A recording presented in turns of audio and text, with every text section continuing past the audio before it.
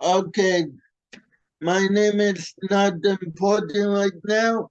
Today, I'd like to give a couple of shout outs to Niam Kosher Pizza in Brooklyn, New York, Dave's Pizza in Lawrence, Traditions in Lawrence, and also Florida, Mint Home Security Systems, um, AG Customs. They build tables, they build cabinets, they build whatever you want. Today I am speaking with the one and only ARYEH KURZ. How are you? Good morning. Good morning. Pleasure to Um, be on the show. Thank you for having me. where do you grow up and where do you live now? So I grew up in Oak Park, Michigan. It's a city near Detroit. And I Oh, currently I'm in the yeshiva in Queens, currently. So Queens, New York. my cousin, my cousin lives in Detroit. Oh, very nice. I'm in Detroit right now. Who are your cousins? Oh, we could talk about that later, I guess. Yeah.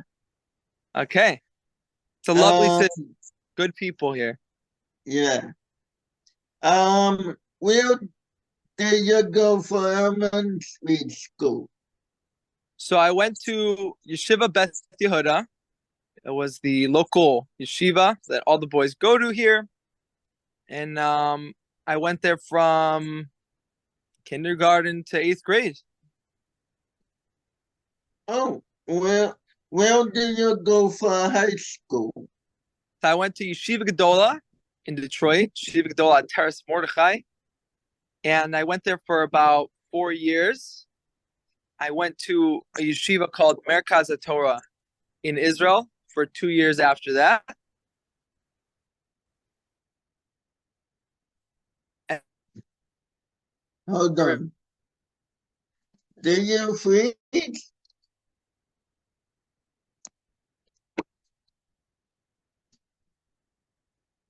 I think you so froze. I mean, I this is not a this is being Be, um, it might be on my end or on your end. oh, are we having connection issues? Yeah. Okay, where did you lose me? Where did you go for high school? So I went to Yeshiva Gedola in Detroit, Yeshiva Gedola Terrace Mordechai. Then then I went to Israel for 2 years for a base medrash. I went to Merkaz Oh, Torah. that is my second question. Where did you go for base medrash or did you go to college? So I went to Merkaz Torah to 2 year for 2 years to yeshiva in Israel. Oh, For the first 2 years of base medrash. Then I went back to my to Detroit, and I went to Yeshiva Gedola for a full year, actually almost a full year until that Pesach.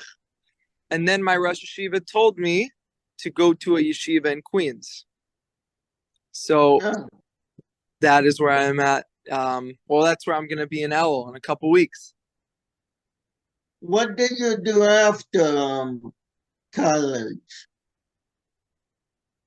College? Yeah, you Oh, said you went to college.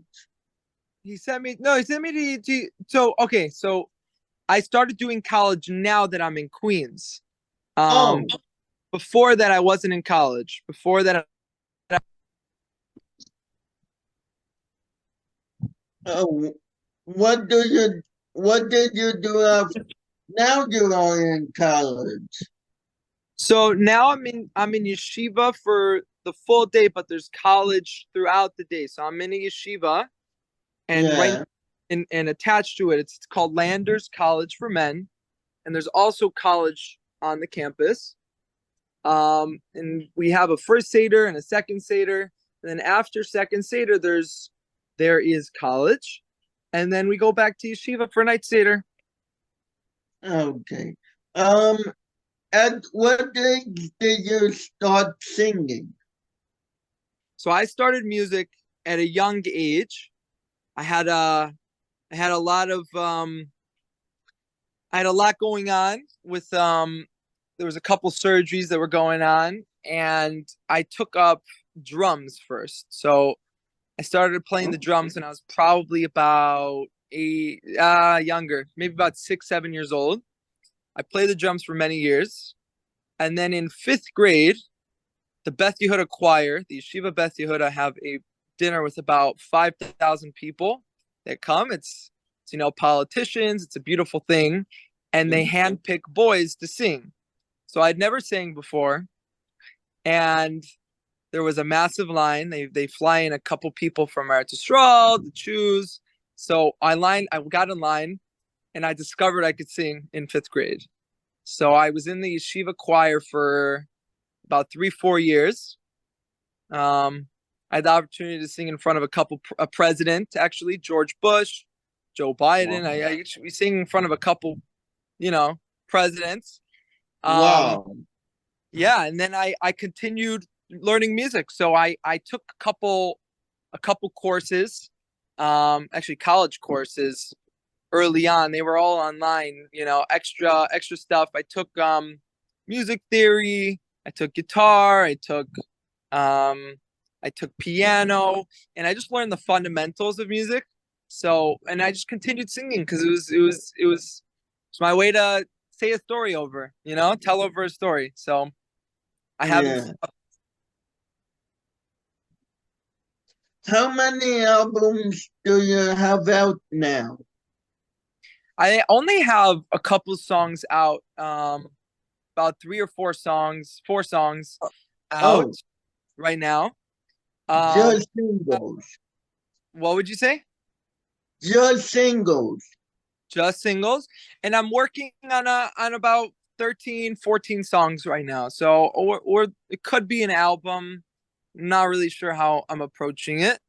Um, but for the time being, I'm working on two more songs, hopefully by the end of the year, and then maybe an album by next year. Okay. Um, what is your favorite song of all of your singles? Here I am. So I wrote a song called Here I Am. Um, I was uh, I was dealing with a certain medical thing, and I didn't know if I was ever gonna be able to sing or talk again. They had they had May thought, I ask, or yeah, is it too personal? What the medical thing? okay. So I had trouble with my ears for many years before they did these surgeries, but there were holes in my ears, and I wasn't gonna be able to hear anymore. And they did these surgeries to recreate my eardrums. So they gave me my hearing back. It's not a crazy uncommon practice, but the way that they had done it, I was like the first successful patient, um, especially to not have any side effects. And Baruch Hashem, Baruch Hashem. I had it done a bunch of times, but this last time they thought there was a massive tumor in the head, from the residual, from the surgeries. There was scar tissue, and they thought it turned into a golf ball sized tumor.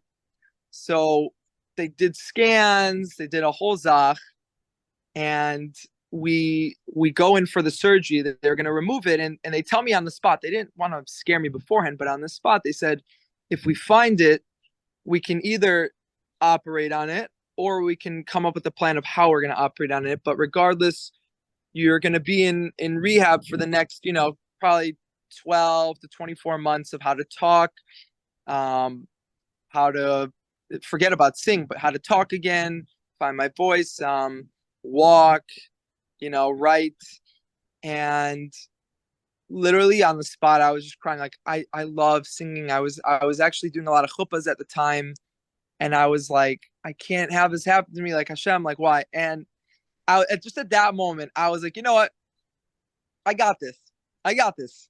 You know, I knew Hashem was with me, and I just I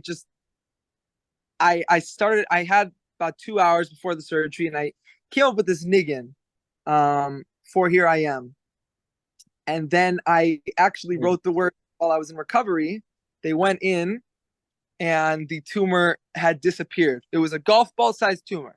It was 100% a miracle. There's no Shyla in. I'm telling you, it was there. I have scans and X-rays, everything. There was a mass. There was an MRI. There literally it was huge. They went in and it disappeared. The doctor comes What? out. Yeah, You're joking right now, right? I am not joking. The doctor comes out. You don't understand. The simcha I have is because there's no Shyla that Hashem wants me to do what I'm doing. He wants me to continue making music. He wants me to sing. He wants me to do whatever I can to make other people happy. And he literally saved my life. He went in, disappeared. The surgeon comes out. He goes, I have never seen this. Mind you, it was reviewed by the top radiologists in the world. My dad looked at it. My dad's a surgeon. Every doctor had said, this boy is going to be in rehab for the next 2 years at least. And the biggest thing about it was they were like, he's gonna have to learn how to sing again. But so when it disappeared, I sat down and I wrote that song. I was like, you know what, I can't. Also because after a nace, there's no question with your amuna, so you have to write it while you're in that stage, and then over time you might lose it. So this song is a constant remembrance for me that here, like, no matter what, I'm standing tall. I'm exactly where I need to be, and there's Hashem's with me. Hashem's with me. So that is my favorite song forever.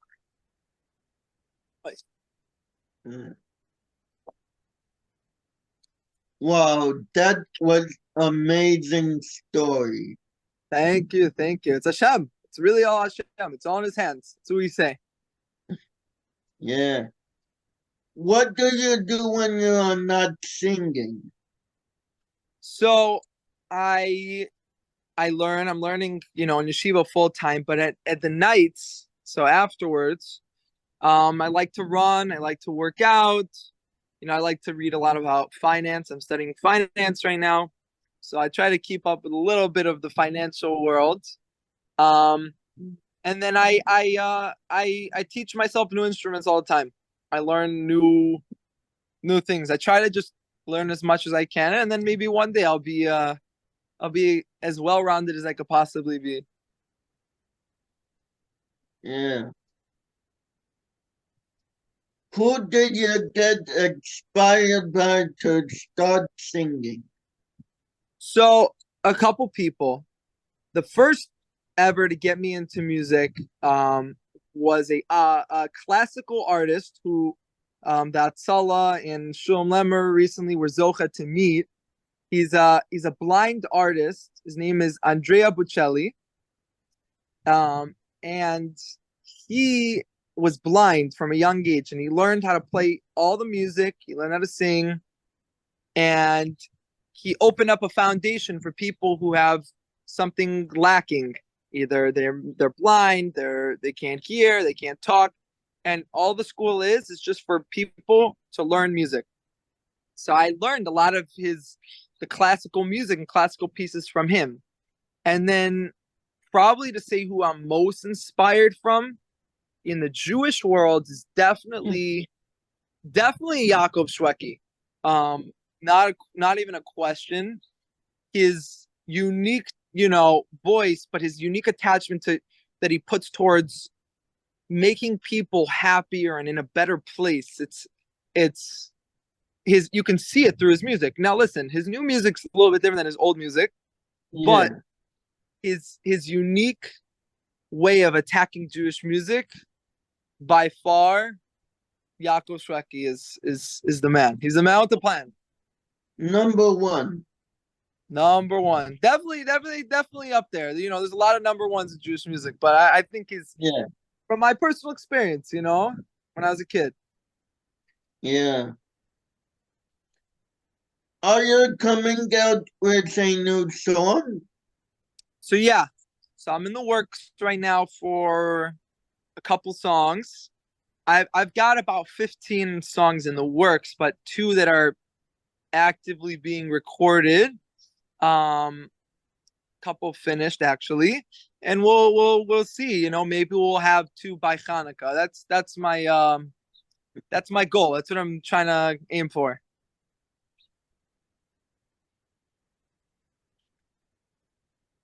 At what age did you start performing live? You're saying chuppahs or you're saying performing? In general. So in fifth grade was the first time I got the opportunity, but it was in front of 4,500 people. You know, for maybe 5,000 people. So there was no with the choir, and then I had a chance. I was very fortunate. The Beis Yehuda choir chose me to speak as one of the speakers.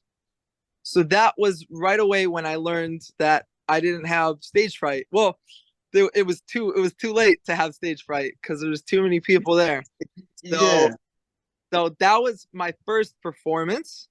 And then I did many chuppahs throughout the years, but I did the choir for 4 years, and each year was roughly 4,500 to 5,000 people. So, you know, I was zocha to perform big so that I could perform small. Yeah. Um, who did you sing with and who did you perform with? You're asking who is, like, you're saying singers. So Yeah, my we singer. had I've sang with many singers. My favorite singer ever to have sung. He's a composer. He's the probably the best musical mind I've ever met in Jewish music. His name is Dudi Kalish.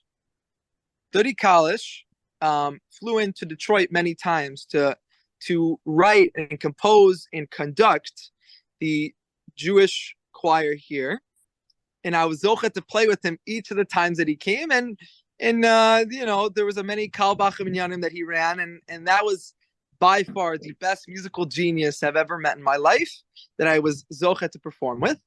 I've sing with I did a chuppah with Uri Davidi. I did two songs with him a long time ago. I've sung with Nehemiah Katz. Um, let's see who else. I've sang well, the mighty David Perlman. I've got to hear him sing many times in Landers, but we've sang together many times. I've jammed out with a lot of Jewish artists. But chuppahs I usually do solo. So Do you have any of the phone numbers? yeah. I have a lot of Jewish artists' phone numbers. Baruch Hashem. I've recently been working on a couple songs with a couple Jewish artists. So I've been in contact with a bunch of big names recently. After we need to talk after. For sure, 100%. Um, do you have any funny stories that happened to you by a show or a wedding? Do I have any funny stories? Yes. So fifth grade, going back to my first performance ever, when I got a solo, the microphone wasn't working for a second. I Yeah. thought, well, that's actually not so funny, but that was probably my biggest laughing moment where the microphone wasn't working, and I'm just like, oh no, nobody's gonna be able to hear me, and then in the middle of well, it wasn't really a solo, it was a lot longer than a solo. In the middle of the part I was singing, the microphone turned on, and Baruch Hashem, it turned on because I do not know what I would have done. And probably the scariest thing that's happened to me while I was singing was a keyboardist. So a lot of times they like to do their own thing, and it can mess up the chuppah guy if, you know, if he's not so equipped to handle mistakes, but he started playing the wrong song. Now, to give you a backstory, this Kala was a top violinist in the United States. This Kala had played the violin for the New York Symphony, the Detroit Symphony. She was probably the top 10 violinists in the entire United States. And this Kala had really wanted to walk down. Well, I'll give you a story. She goes over to the Rav, who's being Masada Kedushin beforehand, and she says, I want to walk down to my wedding playing the violin. Now, I don't know. That is crazy. Yeah. So I don't know if you've been to any, more yeshivish weddings, but in most of those Pete Kalas don't walk down, holding a violin. So no one walks down carrying a violin. Right. So we intervened. I was doing a chuppah with, actually there was a choir, 3 or 4 guys, and they said, so we were trying to like figure out, we heard her ask the Rav then, and we're like, you know what, we're gonna get involved. So we go over to her and we said, listen, it's your day, let us play whatever song you want us to do, and it'll turn out great. You can get married and you can play violin later. So we convinced her. She said, on one condition, you have to sing the Rebbe's Niggin. So I was like thinking, oh, she's Lubavitch, it's probably the Rebbe's Niggin. We don't do that. So fine, not a big deal. We're like, we'll do it. So she starts walking down, and we didn't practice it. I didn't know the Rebbe's Niggin. I heard it like once before, whatever. It turns out she was talking about the Baal Shem Tov's Niggin. The Baal Shem Tov's Niggin is a little bit different than, or the Barditcheva Niggin. It's a little bit different than, oh, okay, I made a mistake. We played the Barditcheva Niggin. She had meant the Baal Shem Tov's Niggin. So she's walking down, she's giving us a face. Immediately we switch, and she comes over to us afterwards. She's like, you don't understand. That was the most beautiful rendition, revised version of the Rebbe's Niggin. And we were like laughing, like we didn't know it that well at all. And she was so happy. And she played Mama Rachel right after the chuppah. She stopped, took out her violin, and she played Mama Rachel. And it was the most beautiful thing I have ever heard anyone play. Wow. Yeah. Before we get on to the last question, I want to say, personally, you have the most amazing voice ever. That is so sweet of you. Wow. Thank you so much. That's very sweet of you. I listened to a couple of songs you put out. You have the best voice ever. Thank you so much. It means a lot to me. Keep streaming. I'm trying to put out more. So, the more you listen, the more I'll be able to put out.